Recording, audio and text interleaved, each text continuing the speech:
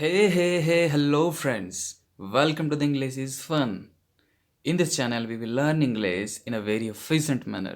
Yes, English हम बहुत ही आसान तरीके से सीखने वाले हैं. जी हाँ, इसे कहते हैं मूवी ट्रिक.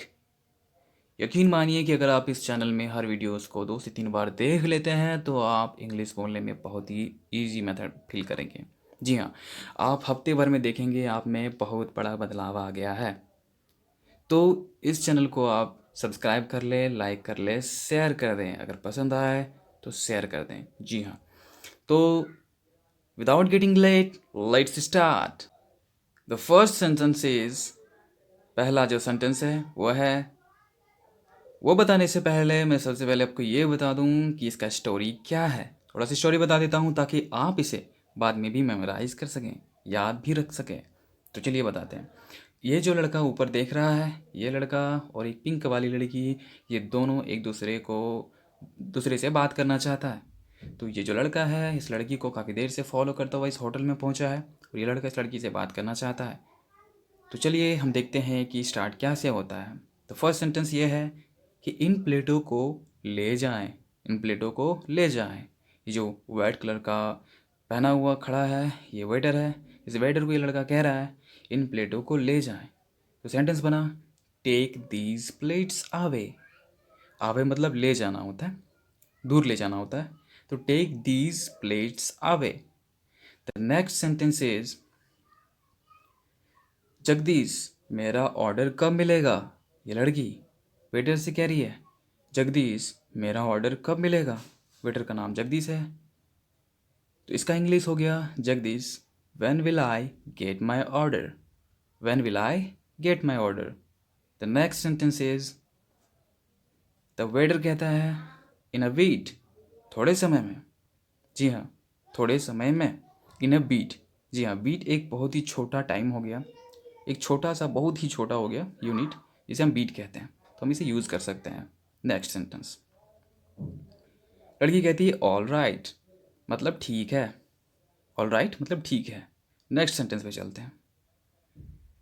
नेक्स्ट सेंटेंस है लड़का कह रहा है असल में मुझे लगा कि मैं आपको कहीं देखा है. असल में मुझे लगा मैंने आपको कहीं देखा है. इंग्लिश है actually I feel I have seen you somewhere. Somewhere आपको कहीं देखा है ना. तो I feel I have seen you somewhere. आप इसे रिपीट करें, आप इजीली कभी भी इसे यूज़ कर सकते हैं. नेक्स्ट सेंटेंस पे चलते हैं. लड़की कह रही है रॉबीज़ की पार्टी में. जी हाँ, रॉबी की पार्टी में. At Robbie's party. अगर हम एट यूज़ कर रहे हैं इसका मतलब बहुत छोटा प्लेस है ना.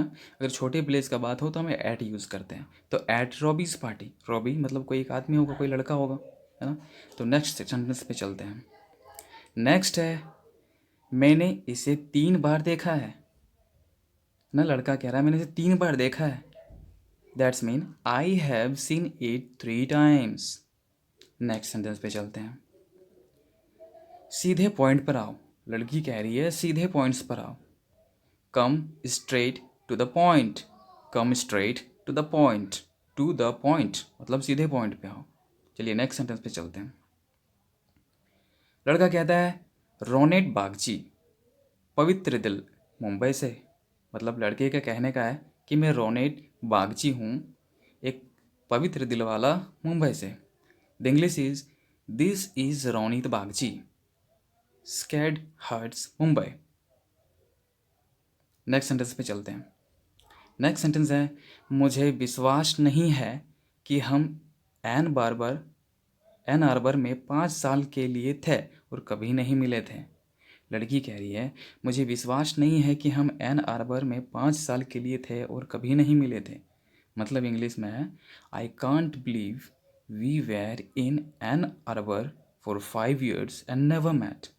मैट यूज़ हुआ है कभी नहीं मिले, है ना, मिले थे. तो ये पास्ट टेंस की बात हो गई, इसीलिए यहाँ पे मैट यूज़ हो गया. सिंपल पास्ट की बात है. तो नेक्स्ट सेंटेंस पे चलते हैं. लड़की कह रही है बहुत शर्मनाक है. ये बहुत शर्मनाक है. This is so embarrassing.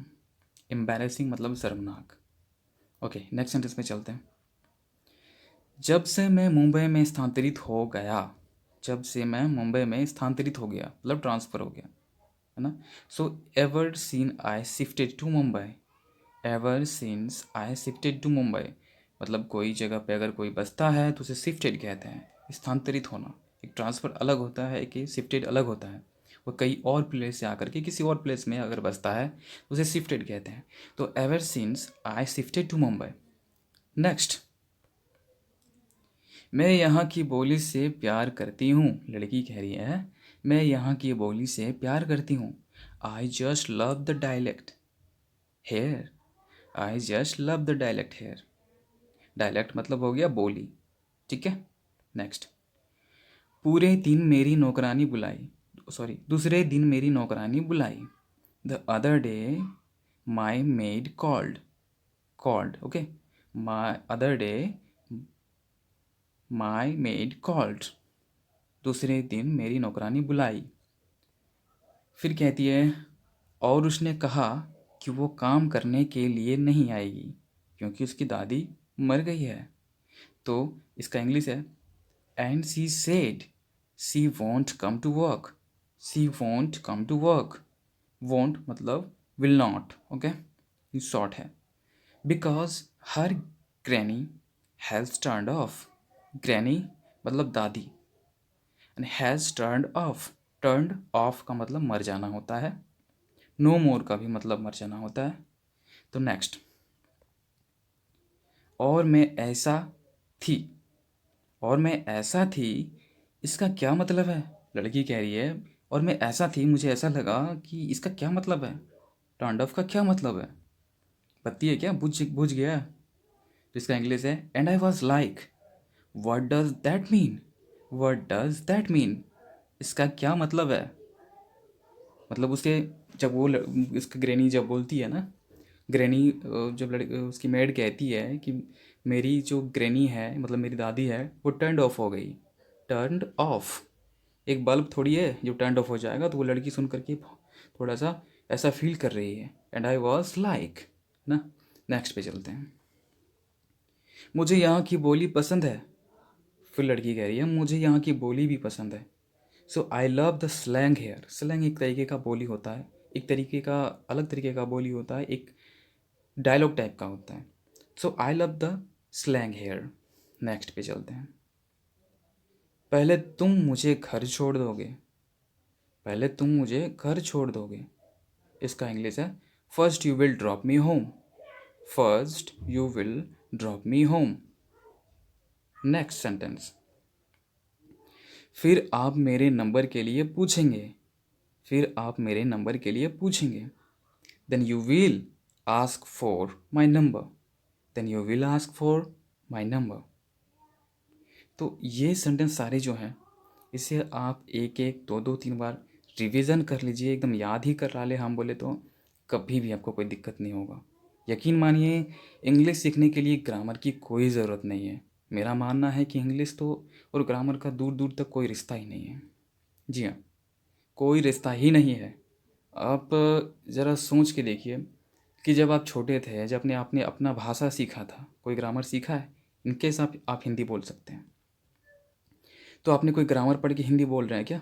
नहीं ना, आप हिंदी डायरेक्ट बोल रहे हैं। आपको कोई ग्रामर की ज़रूरत नहीं है, you can speak Hindi, but you never ever व्याकरण पढ़े हैं, है ना, कभी व्याकरण नहीं पढ़े। लेकिन अभी अगर आपको व्याकरण पकड़ा दें तो आप वही नहीं कर पाएंगे। तो इसीलिए ग्रामर व्याकरण ये सब चीज़ें अलग है, ग्रामर है अलग चीज़, वो कन्वर्सेशन अलग चीज़ है। तो कन्वर्सेशन और ग्रामर दोनों एक दूसरे से कोई रिलेशन नहीं रखता है। तो आप अगर बोलना चाहते हैं, स्पीक इंग्लिश करना चाहते हैं तो डेफिनेटली आप कर पाएंगे बहुत ईजी तरीके से। ये बहुत ईजी ट्रिक है। तो नेक्स्ट सेंटेंस पे चलते हैं। फिर आप मुझे बेवकूफ़ी टेक्स्ट भेजेंगे, मेरा नंबर लेंगे, फिर आप मुझे बेवकूफ़ी भरा टेक्स्ट भेजेंगे। Then you will send me stupid texts, then you will send me stupid text, है ना, मैसेज भेजेंगे। नेक्स्ट, फिर आप मुझसे फिल्म के लिए पूछोगे, फिर आप मुझसे फिल्म के लिए पूछोगे। Then you will ask me for a movie, then you will ask me for a movie, लड़की कहती है। फिर नेक्स्ट, लड़का कहता है हाँ, और फिर मैं फिल्म देखते हुए मैं अपना हाथ रखूँगा, कहाँ रखूँगा ये नहीं बोलता है, फिर बोलता है हाँ और फिर मैं फ़िल्म देखते हुए मैं अपना हाथ रखूँगा। Yes, and then I will place my hand on your while watching the movie. Yes, and then I will place my hand on you while watching the movie. तो लड़की सस्पेंस में आ जाती है कि लड़का क्या कहना चाहता है। फिर लड़का कहता है ओह, आपके कंधे पर, ओह ऑन योर शोल्डर, मतलब दिमाग कुछ और दिमाग मत लगाओ, कंधे पे रखूँगा। नेक्स्ट, यह जांचने के लिए कि क्या आप रुचि रखते हैं या नहीं। यह डबल मीनिंग में बात हो रही है, समझना पड़ेगा। यह जानने के लिए कि क्या आप रुचि रखते हैं या नहीं। To check if you are interested or not. To check if you are interested or not. ठीक है। लड़की कहती है फिर मैं मुस्कुराऊंगी। Then I will smile. Then I will smile, फिर मैं मुस्कुराऊंगी। नेक्स्ट, और आप घर जाएंगे और मेरे बारे में सोचेंगे। फिर लड़की कहती है डबल मीनिंग में है, और आप घर जाएंगे और मेरे बारे में सोच के है ना इंग्लिश में, and you will go home and think about me while, मतलब कुछ मीनिंग और है, दिमाग लगाइए। And you will go home and think about me while.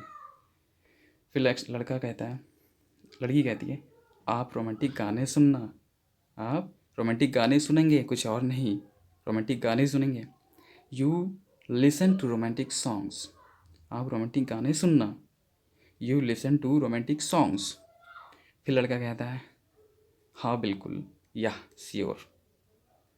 क्या? हाँ बिल्कुल, या श्योर। तो यहीं पे आज का ये वीडियो समाप्त होता है, ख़त्म होता है। आप इसी चैनल पे बने रहें और डेफिनेटली मैं गारंटी लेता हूँ कि आपको हफ्ते भर से आपको ये फील होने लगेगा कि आप कुछ बोल पा रहे हैं, इंग्लिश में आप कन्वर्सेशन करना शुरू कर पा जाएंगे।